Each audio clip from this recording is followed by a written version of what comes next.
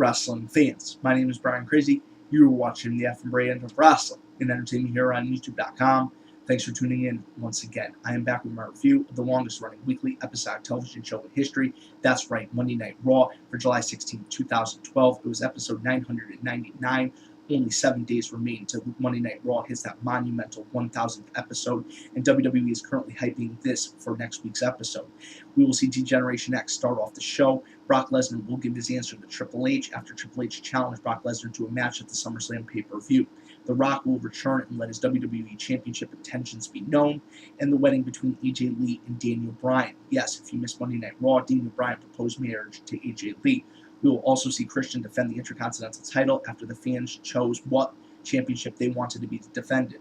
There was a choice between the Divas Championship, the United States Championship, and the IC Championship. The fans, through the new Raw Active feature, chose Christian in the Intercontinental Championship to be on Raw next week in that big title defense.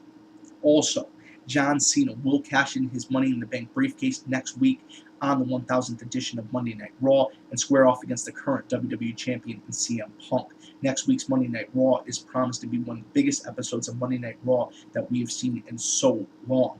So let's jump right into the review. We start off the show with CM Punk and the Big Show in the ring. They're going back and forth, pretty much hyping their match for later in the night. Then we go into the first match of the night. R-Truth and Kofi Kingston pick up the win over the Primetime Players in a Tag Team Championship match. There was a little bit of back and forth action. AEW was definitely trying to distract Kofi Kingston and R-Truth throughout this match, but they were successful. They hit their finishers consecutively, and they picked up the win. Then we saw Alberto Del Rio pick up a quick win over Zack Ryder. And then post-match, Rey Mysterio, the master of the 619, returned. He absolutely dominated and decimated Alberto Del Rio, and it'll be really nice to see a feud between these two guys. That's how Alberto Del Rio made his entry into the WWE. It's going after Rey Mysterio. They had a great feud to start off Alberto Del Rio's WWE run, and I could really see a great series of matches between these two superstars in the future. Then we see Rikishi. He is the returning legend, and he squares off against none else than the one-man Southern rock band Heath Slater. Rikishi destroys Heath Slater. I don't think Heath Slater's been destroyed this bad since Sid Vicious.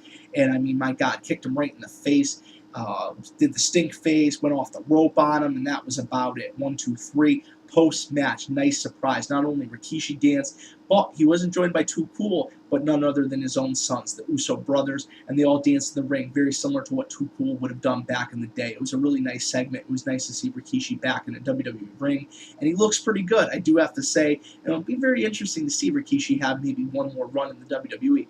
Only time could tell. I don't know if that is something that's going to happen, but as a wrestling fan, I would love to see it happen.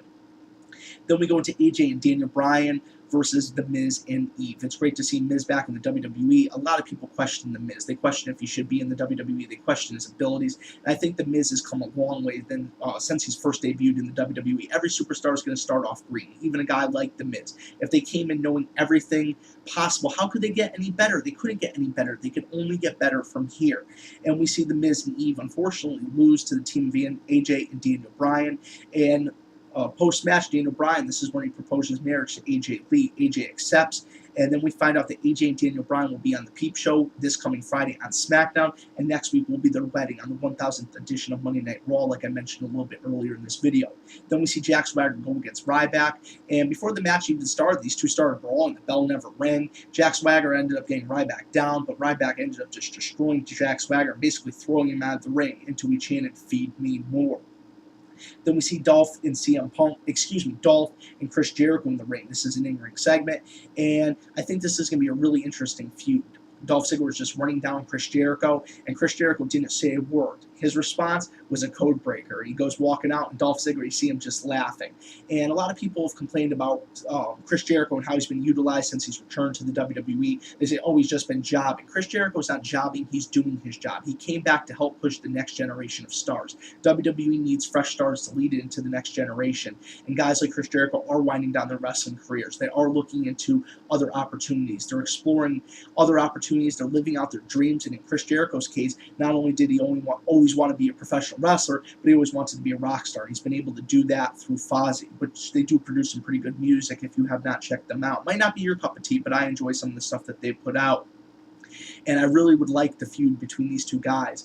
I think that would be an incredible way to help push Dolph Ziggler to that next level. Chris Jericho is an incredible talent. Dolph Ziggler is an incredible talent. I think Chris Jericho can help elevate Dolph to that next level.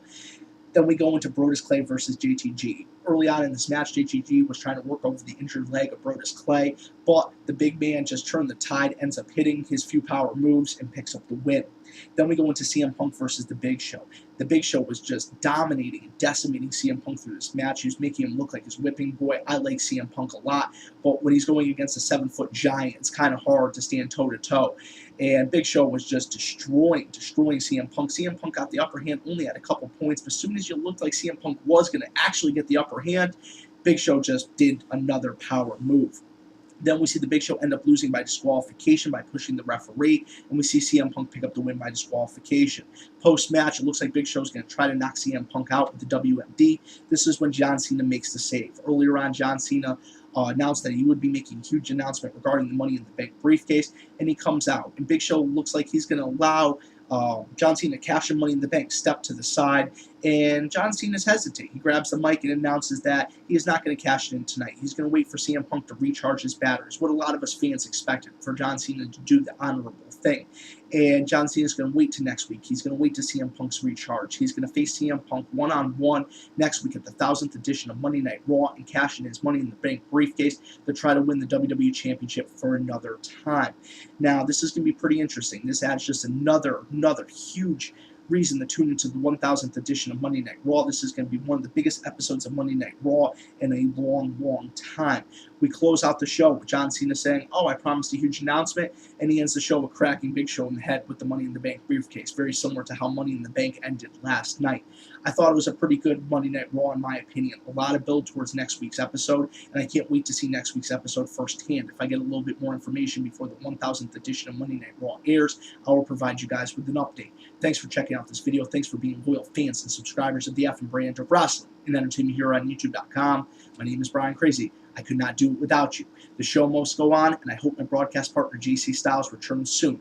But for now, I'm going to try to bring you guys the news, the reviews, and the updates that you've grown accustomed to. So if this is your first time checking out Fight Nation Wrestling, please subscribe to this channel. If you have followed me for quite some time, thank you. I appreciate it. And if you're new checking this out, thank you. I appreciate it. Drop your comments below. Can't wait to hear your feedback. Hope you guys have a great night. Hope you enjoyed this review, and I'll catch you a little bit later with a few more wrestling-related updates.